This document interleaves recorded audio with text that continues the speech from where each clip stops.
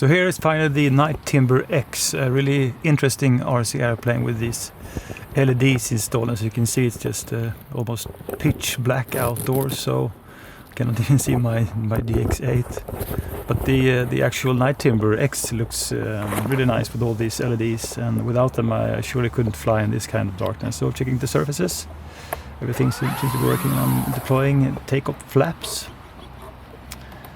Just double check them, all the surfaces. So let's taxi on the runway then. And this one does also feature, apart from the LEDs inside, it does also have a full set of navigation lights, just as the normal Timber X. So let's get up in the air then.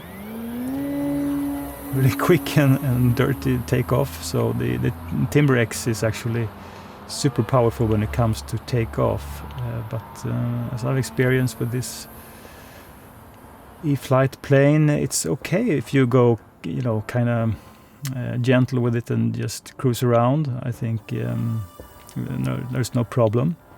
It's just a nice flying RC airplane, but when you're trying to do these,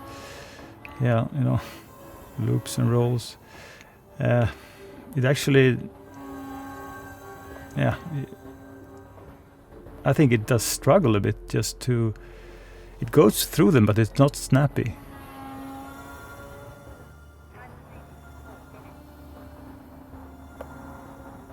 When I do them, I really have to go full power in order to push through. So compare this to something like the Warbirds from FMS, which you can just cruise around like 50-75%. This one needs full power on 3-cell batteries.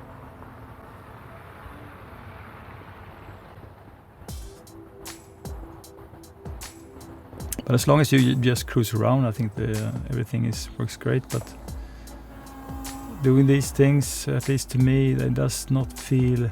I'm not too comfortable doing them, really. And of course I'm really pushing this one because it is so pitch black outside.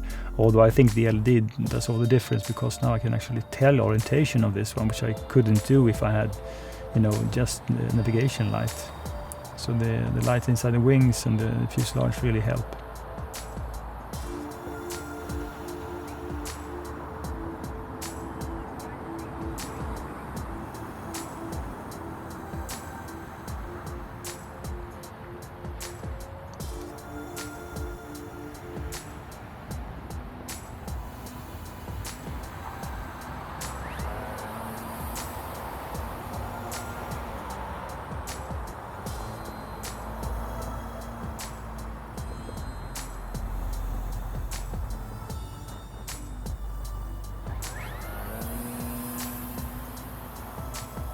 I think the look of this one, when actually, you can actually see when you do these loops, it's no problem in rolls. That orientation is certainly not a problem with all the LEDs. But just as here, I've experienced the power loss.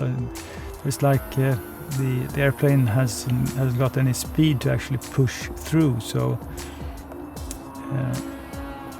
I suppose.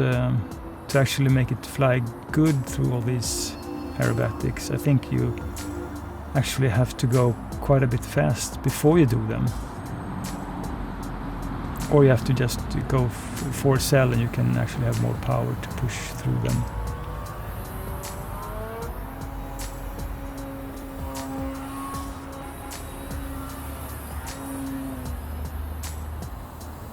And one difference between the Night Timber X and the Timber X is I actually think the Night Timber X glides better than the Timber X, because the Timber X dropped the nose more quickly than this one.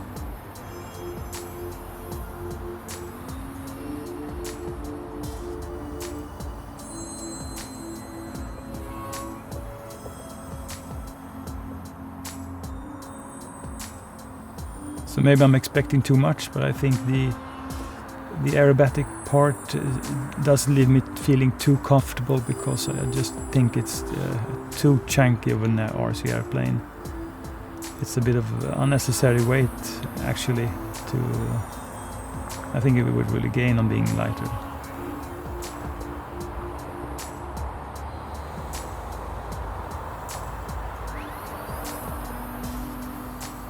but it sure is a interesting and nice looking RC airplane when you're flying in the dark.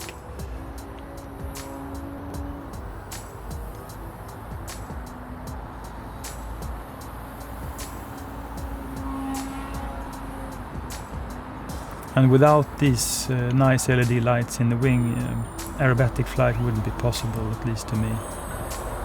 As you can see, the sky is almost pitch black.